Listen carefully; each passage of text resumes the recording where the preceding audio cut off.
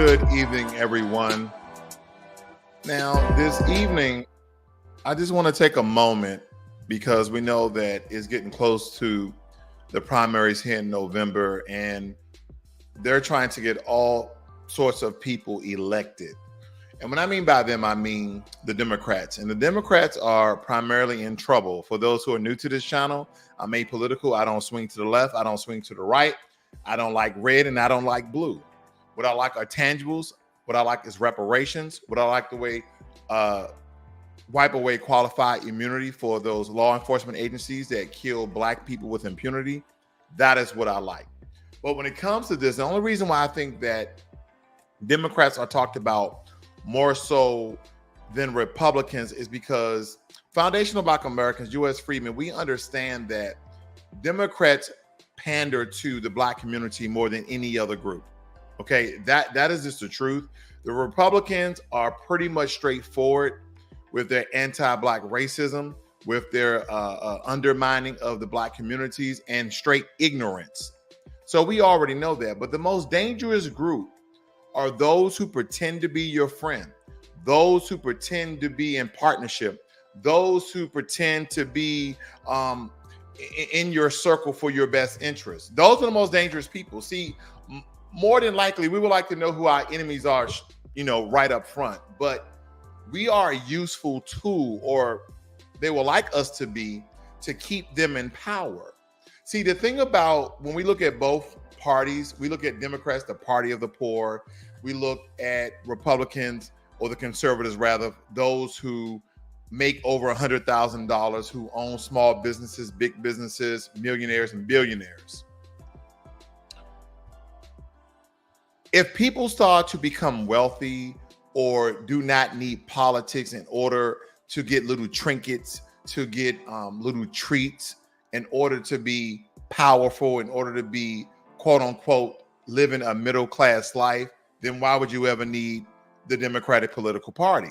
But that's neither here nor there. And I digress on that. So let's just take a moment so you understand when we look at groups that are designed to support different ethnic and races, okay? Because when we look at this, right, when we look at the three largest main minorities in America, we're in order, family, the three largest main minorities in order are Hispanics, Blacks, and Asians. Now, the funniest thing about it is the most marginalized group, we kind of avoid a color, right? We have ownership of a color called Black, which Black is a new term that we're all using, but essentially people of our melanin were really never called Black. And I won't go too deep into that, but every other group has their own name, so to speak. But again, I digress on that note. But with that being said, because we are minorities in a majority white country, we have caucuses, okay? We have the Hispanic Congressional Caucus, we have the Asian Congressional Caucus, and we have the Black Congressional Caucus. Now, these folks right here, what I'm about to show you, and just bear with me with this because I'm going somewhere. These fellow melanated people from places from around the world has no special interest in any Black community within the United States of America. But they make everybody else's problems their priority. See, when we go down here and we look at Congressional Black Caucus issue statement on Biden executive action on marijuana reform, shows me where their interest is, not reparations and not wiping away qualified immunity, which is a move towards justice for Black people, for Black Americans, because we have not received justice within this government, period. Don't matter if the Republicans are head of the House, head of the Senate, has the presidency. It doesn't matter what political office has been in party. We have always been prosecuted with impunity, regardless if we were guilty or not. And that's the problem. And a lot of us are now waking up, and now, just like the Republicans and just like the Democrats, they're both demonizing the term woke. And we've been using woke ever since what, the late 60s, the early 70s. being woke, understanding what this government has been doing and continue to do. But yeah, I know a lot of us has been indoctrinated by the baby boomer generation. That's your grandmother and grandfather. And by ways of that, even some parts of Generation X, because we were indoctrinated not only with religion, no matter what religion you follow, but we was also indoctrinated with politics. And a lot of us don't even know this because it's subconscious. It's subconscious. A lot of us tend to follow our parents. A lot of us tend to follow our grandparents. But it's time out for that, because now we understanding that just voting Democrat or just voting Republican has not helped Black people at all. We don't have the skin tone, family. See, you have white Hispanics and you have Asians who can kind of blend in or quote unquote skin in because of the complexion of their skin, but it goes deeper. They're still considered second class citizens in the system of white supremacy, but we're not second class, we're third and fourth class. Because as long as you can keep Black people down, then they give these other groups little trinks and trinkets and biscuits and all sorts of financial things that will keep them above us. See, that whole time when Kamala Harris was referring to the LIFT Act, have you noticed, had the LIFT Act been passed yet? And even if it was passed, there's nothing specifically for foundational Black Americans, aka Black Americans, because even if we were to be lifted, if we are on the bottom, which we are, we will continue to be at the bottom because the LIFT Act is to lift everybody up. That's just like, picture it like this. If there was 4 steps, white people was on the first step, Hispanics was on the second, but let me do it financially. White people was on the first step, Asians was on the second step, Hispanics was on the third step, and we were on the fourth step, and they enacted the LIFT Act, and you take one step above, aren't we still at the bottom? We have to look at it in very simple terms, family, but let's get into this. Because they just think that we are more interested in marijuana reform. Yeah, family, let's just keep it real. If you have, or you will, or you do, you've been doing it before it even became legal in the states that it's even legal at. So this is a nothing burger. This is absolutely nothing that is going to be contributed to the Black community. Just because you said, oh, we're going to do marijuana reform. Now, some of you are going to argue the point that Joe Biden did release a lot of people who was on simple marijuana charges. Did you know that that really doesn't include a lot of Black people? Because when you have a certain amount of marijuana, cannabis on you, and it could be for your personal use, each state, even on a federal level, has a certain amount that they deem for personal use and that they deem for distribution or for selling. Okay, so I won't get into all the different ounces and, you know, half ounces of that matter, or what they consider to be sold. But the fact of the matter is, those simple marijuana charges really didn't go to Black Americans. You can look at the numbers. But anyway, I just want to show you the things that are hot topics with the Congressional Black Caucus, like marijuana reform. That's literally on their front page here, okay? And I'm gonna go to the second thing here. The next is the DACA decision. Let's go into that, family. I think this is important as well, because we understand, once again, this has nothing to do with us, okay?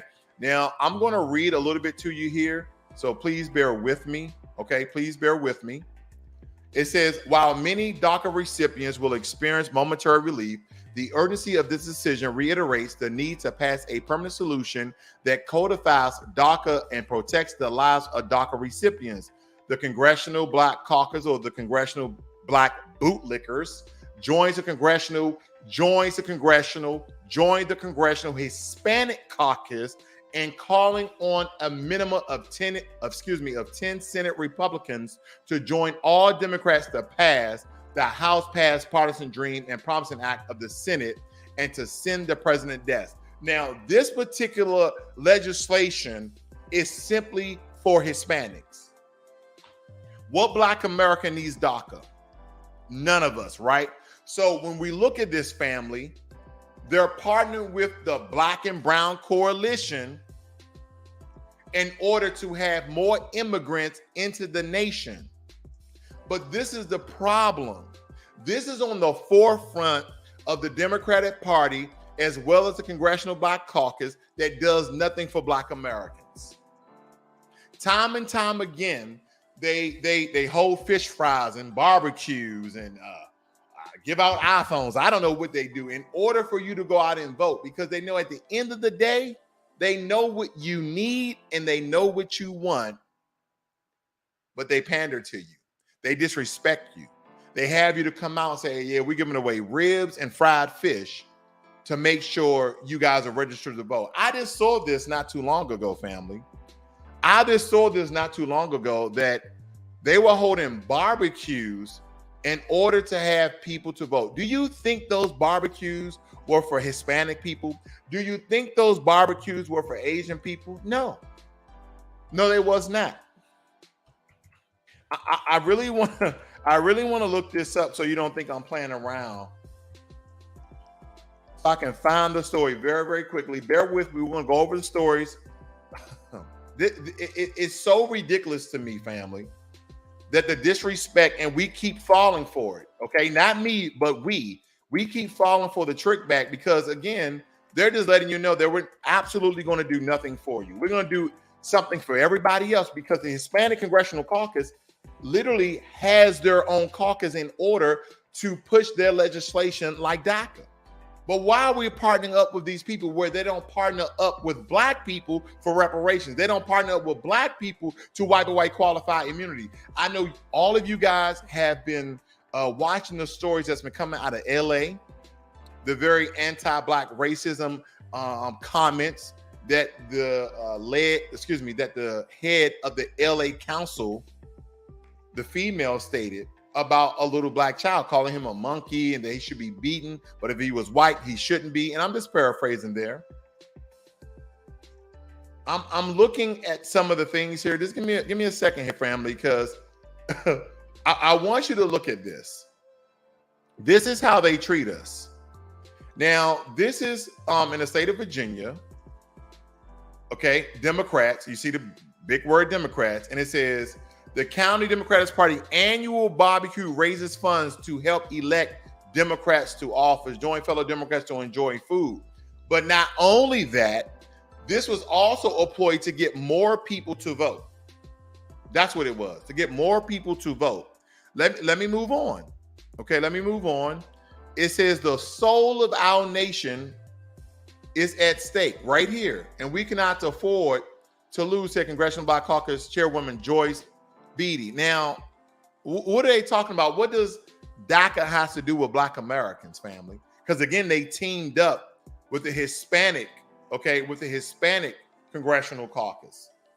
Now, it states here, since its establishment in 1971, the Congressional Black Caucus has been committed to using the full constitutional power, statutory authority, and financial resources of the federal government to ensure that African Americans and other marginalized communities in the United States have opportunity to achieve the American dream. Other marginalized communities, family. While these so-called other marginalized communities have their own congressional caucus. And this is where you're hitting a lot of people in a particular space speaking out against this coalition, this quote unquote unsanctioned by the Black community partnership of the whole Black and Brown coalition. This is not about sexual access. This is about Black empowerment. This is about the bag. This is about cutting a check. This is about reparation. This is about getting what we are owed from the blood, sweat, and tears of our ancestors who came before us. And notice that other groups have gotten paid by this government. That's what this is about. Let me move on.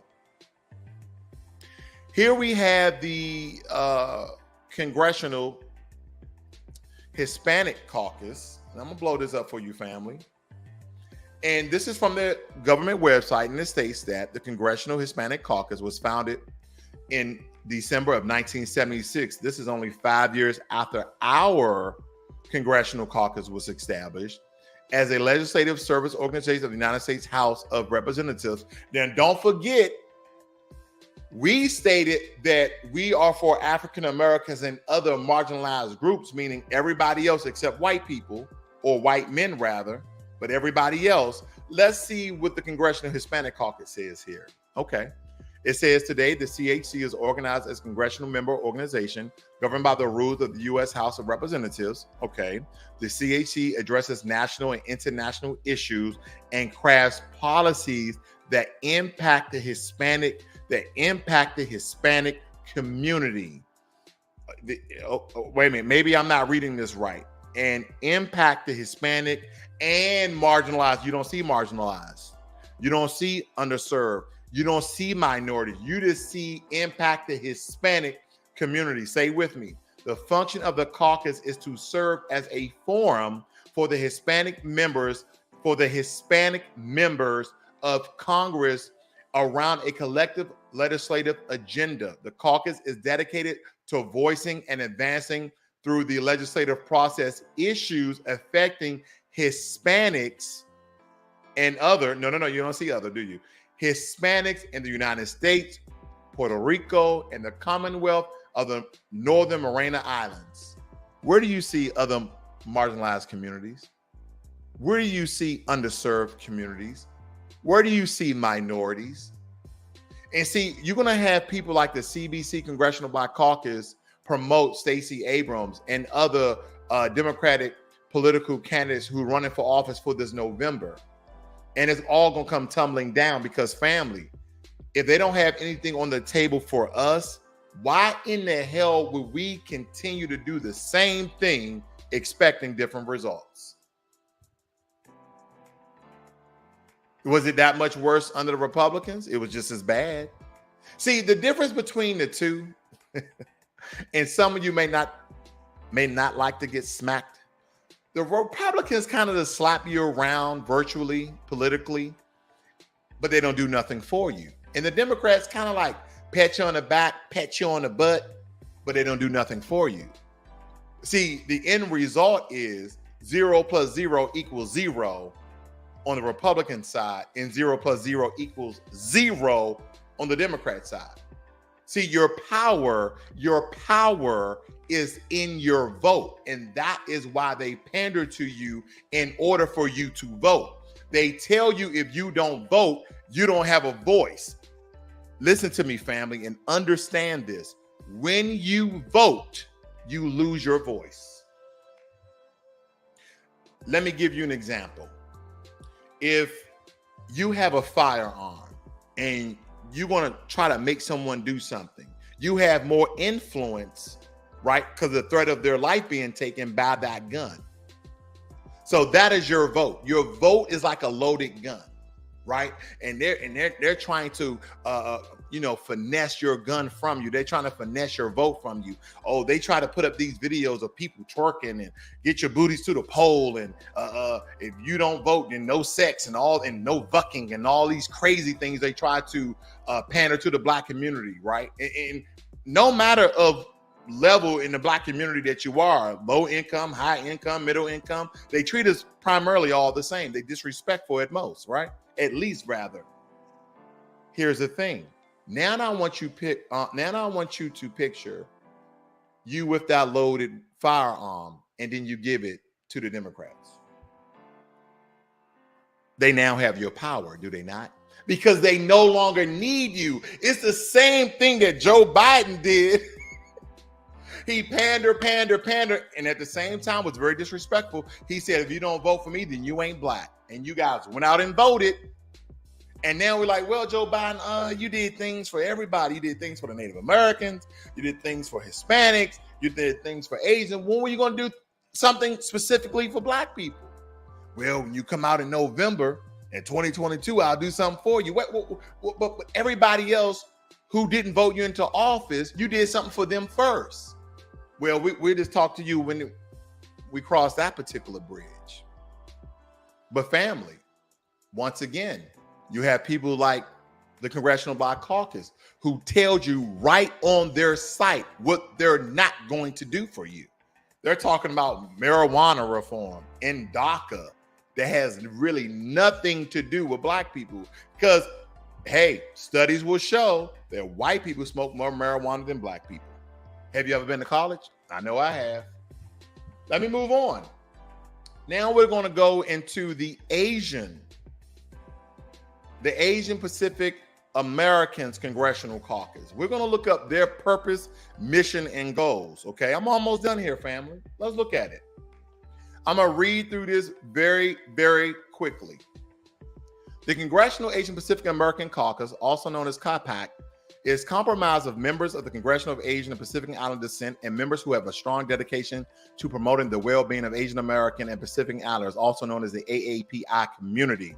Currently chaired by Congresswoman Judy Chu. I'm gonna move down just a little bit here. It says its purpose. I wonder if they're gonna say minorities, marginalized communities. I'm intrigued.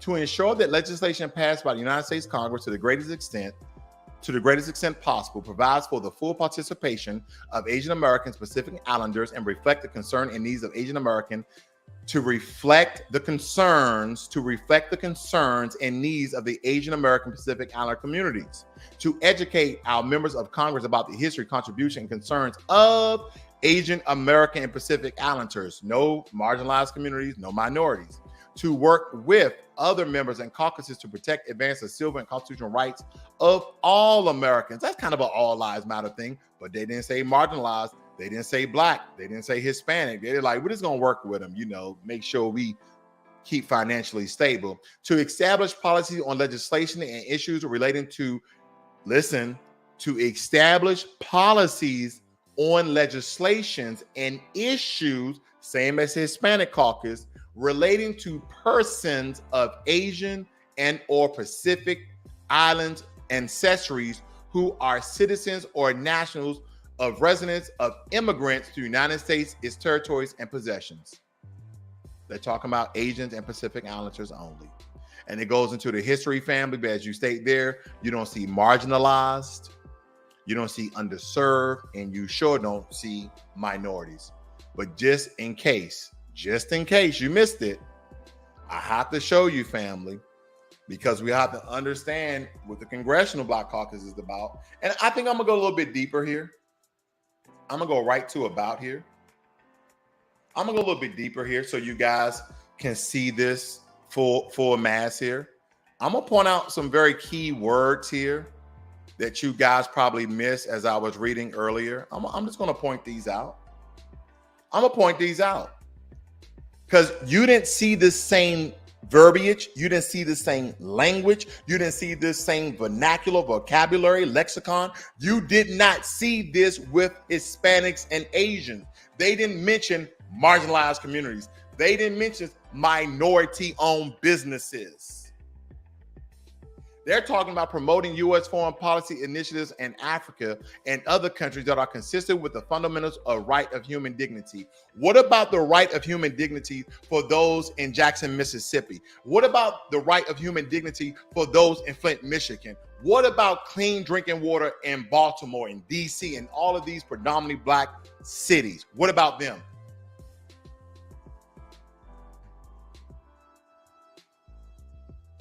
What about them? Again, family, this is not about being against voting. This is, what are you voting for? Why are you casting your vote for a party? And again, doesn't matter which one, because they have nothing on the table for us. See, when I look at the legislation that has been passed in the past 2 years, I think about the $31 billion that Joe Biden has passed into law for Native Americans, for the 500 federally recognized tribes.